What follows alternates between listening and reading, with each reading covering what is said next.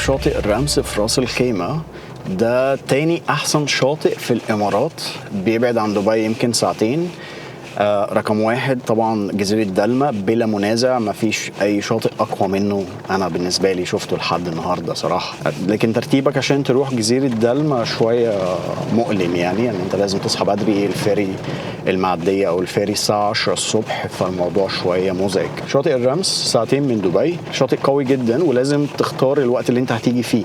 يعني هتيجي يوم سبت او حد لازم تيجي بدري جدا لانه دايما زحمه، وهو بينفع العربيتين السيدان والعربيه ال4 باي 4 على حسب الجزر والمد. زي النهارده في مد لان هو عباره عن جزيره، في جزء منه في الجزيره ده بيكون الامواج او البحر بحد ذاته، والجزء التاني بيكون زي ليك او بحيره. لو في مد مستحيل عربيه سيدان تدخل لان المايه بتكون طالعه على الطريق وعملت طينه، فعايز عربيه 4 باي 4 تدخل معاك الطريق دوت. لو في جزر عادي المايه بتكون مسحوبه من الطريق، وبتكون الطريق شويه مش ناشف 100% ولكن فيك انك تدخل. النهارده شايف ناس انا دخلت جوه خالص بالعربيات السيدان بتاعتها، تقريبا كانوا مخيمين وامورهم تمام، بس النهارده في المد فمش عارفين يطلعوا بالعربيه السيدان. فبصراحه انا المفروض كنت بشوف حاجه اقعد فيها، دلوقتي لسه ما دخلتش جوه، فبشوف يمكن في طرق تانية يتفادوا بيها الميه عشان حرام عائلات، يعني في بتاع 5 عربيات تقريبا شايفهم ومعهم اطفال وغيره، فقلت خلينا نستكشف المكان شويه، يمكن في طريق تاني ينفع يطلعوا منه.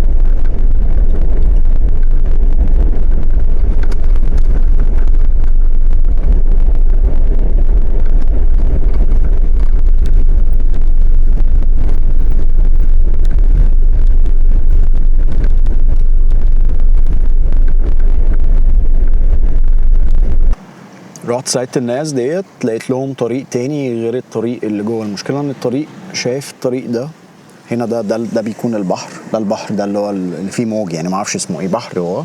وهنا دي اللي بتكون زي ليك او بحيره، فكل البحيره ديت النهارده طالعه على الرمله، فبطل يكون سيدان عربيات سيدان تدخل فيها، بس 4 باي 4.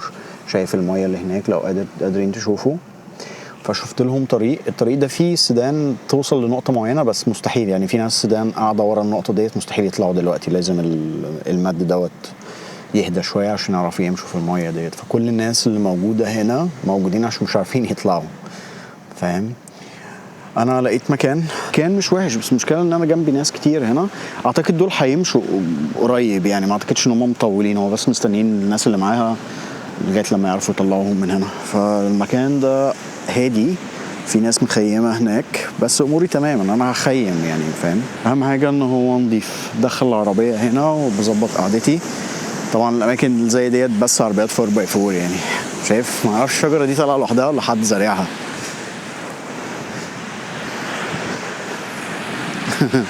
شايف، مش عارف اذا كان حد زارعها ولا هي كده يعني.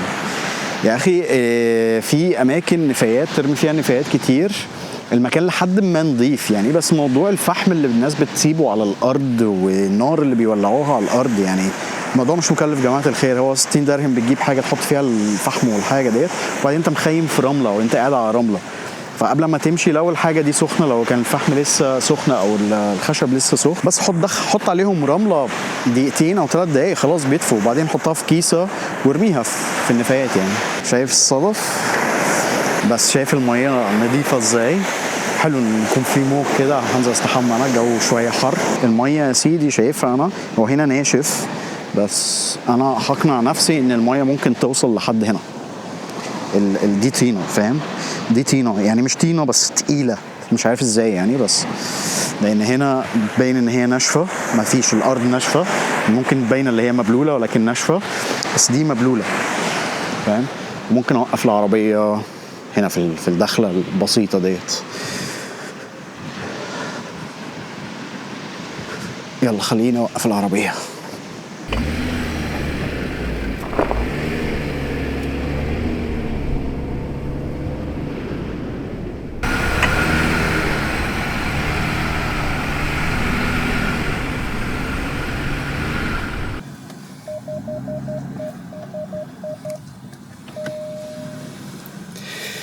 اهم حاجه في الموضوع ان البيك اند رول تبقى 0-0 او 1-1 ماكسيمم، يعني عشان لما افتح الخيمة اعرف انام.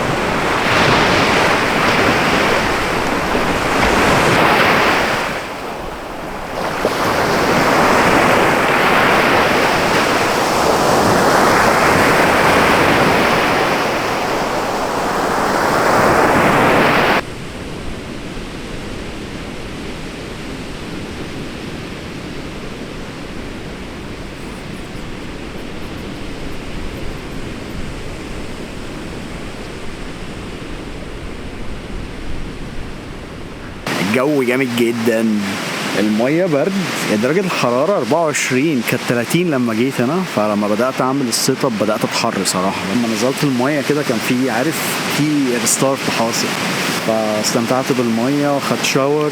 في ناس جت قعدت جنبي، يعني حاجة بسيطة تقريبا، مش هيقعدوا كتير، شايف معاهم كرسي واحد وأطفال وشايف هيقعدوا شوية ويمشوا.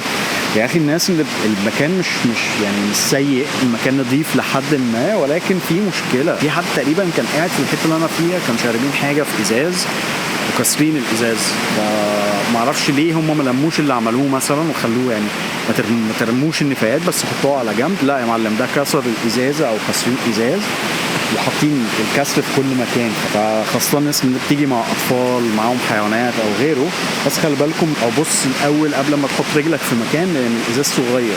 اكيد مش دول اول ناس يعملوا كده، اكيد في ناس عامله شواطئ تانية. فلو جيت انت او معاك اطفال او غيره، بس خلي بالك انت هتدوس على ايه. انا خلاص هروح اعمل اكل عشان الغروب بدأ. بصراحه بدأت اجوع. النهارده جايب معايا خبز وستيك، عايز اعمل سندوتش ستيك، معرفش هيظبط ولا لا. انا بقالي فتره عمال اعمل اختراعات كده، بس بسيب نفسي جعان واروح الصراحه السوبر ماركت، فبتفنن في الحاجات اللي انا بجيبها.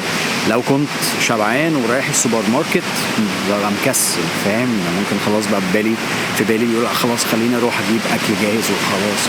فالنهارده ان شاء الله تظبط.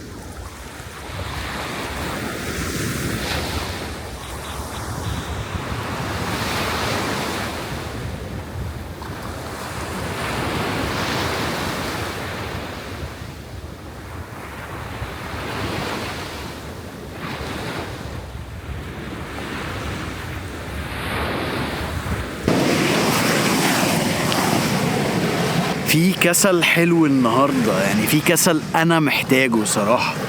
البحر مفهوش غيري انا. الصبح صاحي 5:30 كنت عايز اتفرج على الشروق. تقريبا كل الناس اللي كانت موجوده امبارح، كان في واحد مخيم جنبي من على اليمين بس بعيد شويه، وواحد على الشمال.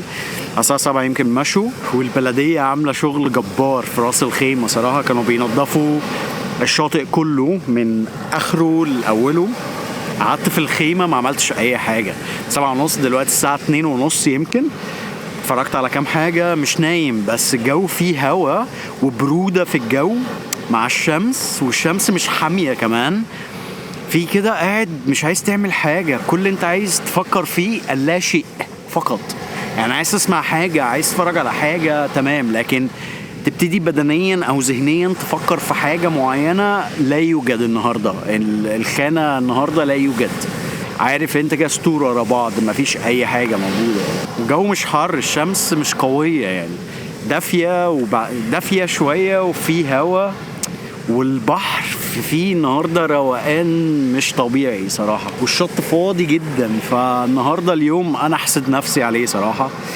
من الايام القليله جدا اللي بحس بيها الاحساس دوت. مش اللي هو يوم بطيء، لا، هو يوم كسلان، عارف، اللي هو راحه كده، اللي هو انا واخد راحه من اللي بيحصل. تاني المكان ده في ايام الاسبوع قوي جدا. لو هتيجي ايام اجازه تعالى بدري، يعني انصحك تكون هنا الساعه 8 الصبح 9 الصبح عشان تعرف تشوف مكان كويس. والحلو في الموضوع ان انت مثلا انا موقف عربيتي هنا، خلاص الشاطئ اللي انا فيه دوت ماكسيموم هياخد عربيتين، فانا واحد بيدخل دي اول دخله والتاني دخله الناحيه التانيه، فهيبقوا شخصين مثلا لو الزحمه كتير يعني. الا لو كان هنا مثلا واقف الشباب، وده اللي انا بقيت اشوفه الفتره ديت في الرمز صراحه. بتلاقي بال10 11 عربيه واقفين، بس جروب مع بعض يعني، فاكيد مش تدخل تقف جنبهم.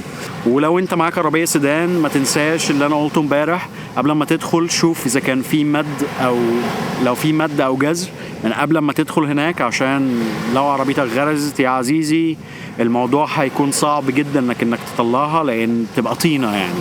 ولو انت معاك عربيه دفع رباعي فامورك تمام، ولو نسمت التواير فاكيد احسن بكتير يعني، فمش هيشغلك اذا كان في ميه ولا طينه ولا ايا كان. ان شاء الله يكون الفيديو عجبكم، وبشوفكم المغامره اللي جايه. سلام.